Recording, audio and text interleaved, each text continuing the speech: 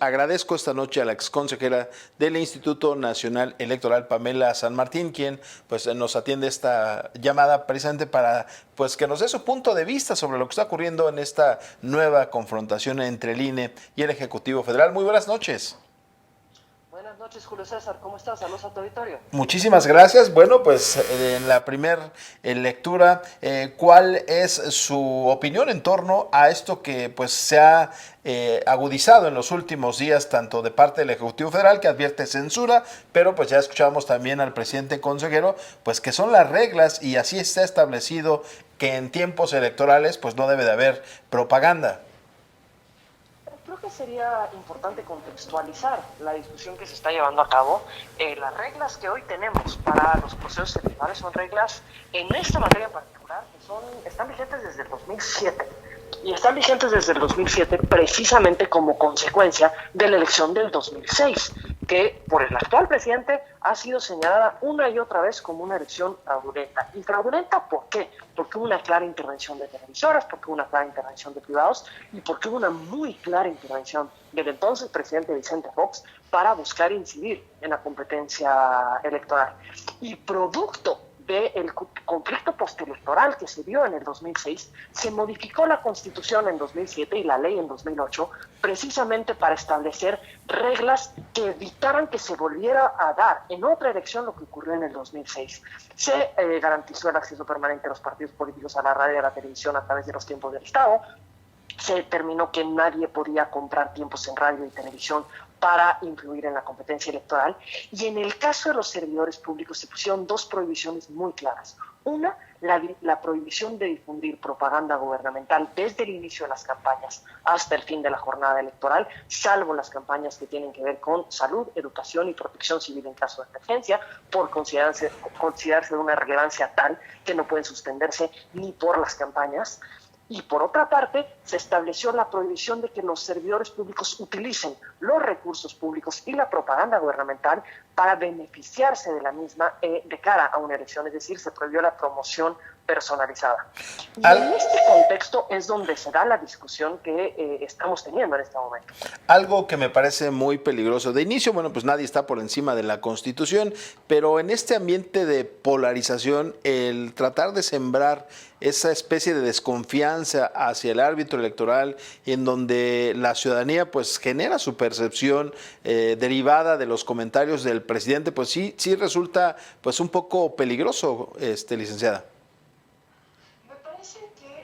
Lo que es peligroso es tratar de que estemos al margen de la Constitución, de que no se aplique a algún actor en particular las reglas que están establecidas en la Constitución y que se ponga en duda en un determinado momento porque las reglas no convencen a quien le aplican estas reglas.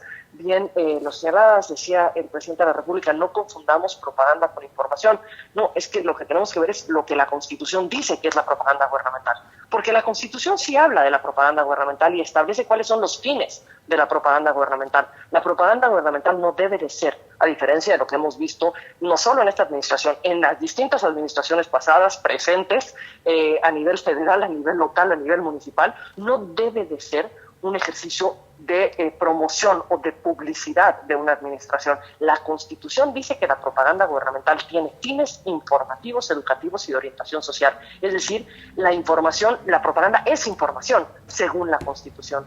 Y teniendo esa característica es que se prohíbe en el marco de las contiendas electorales.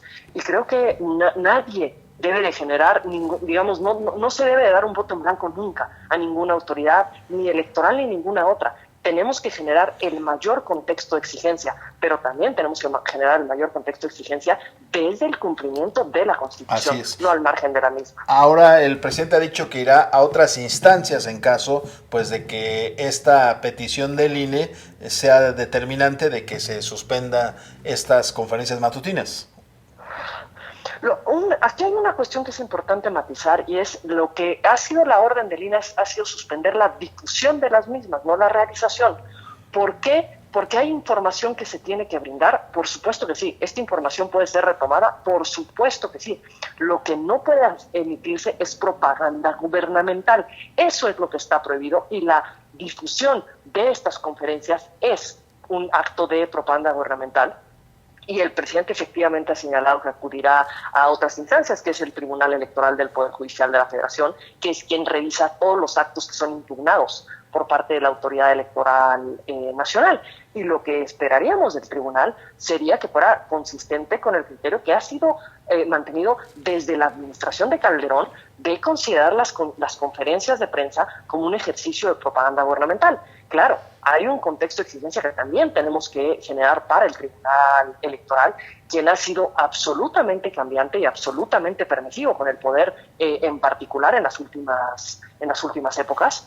Pero lo que todas las mexicanas y todos los mexicanos tenemos es derecho a poder acudir a una elección donde se cumplan las reglas, donde se garantice que haya condiciones de competencia y donde se garantice el cumplimiento de las reglas de equidad para que podamos todas y todos emitir un voto libre, un voto informado, en el sentido de lo que queremos para nuestro país. Así es. Usted estuvo hasta abril como consejera del INE.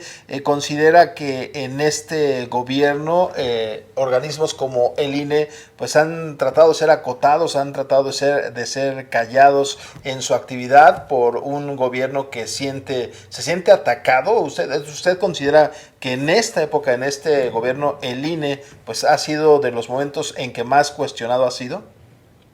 El INE ha sido cuestionado en todas las administraciones, ha buscado ser presionado en todas las administraciones. El atacar al árbitro no es una cuestión nueva. Claro, hay una forma nueva de atacar al árbitro en esta administración, pero no es el primer momento en el que es sujeto a presiones a partir de las decisiones que ha adoptado. Recordemos la embestida que hubo por parte de los medios de comunicación cuando se aprobó el nuevo modelo de comunicación política en el 2007-2008. Recordemos las embestidas que recibió cuando se resolvió Amigos de Fox, cuando se resolvió Pemex Gate. Digamos, no estamos ante una cuestión novedosa el hecho de buscar presionar a la autoridad electoral, y aquí lo que tiene que hacer la autoridad electoral es ejercer sus atribuciones en el marco de la Constitución con las características que tiene. Esta es una administración que ha señalado un descontento, y ahora recientemente con los organismos autónomos, y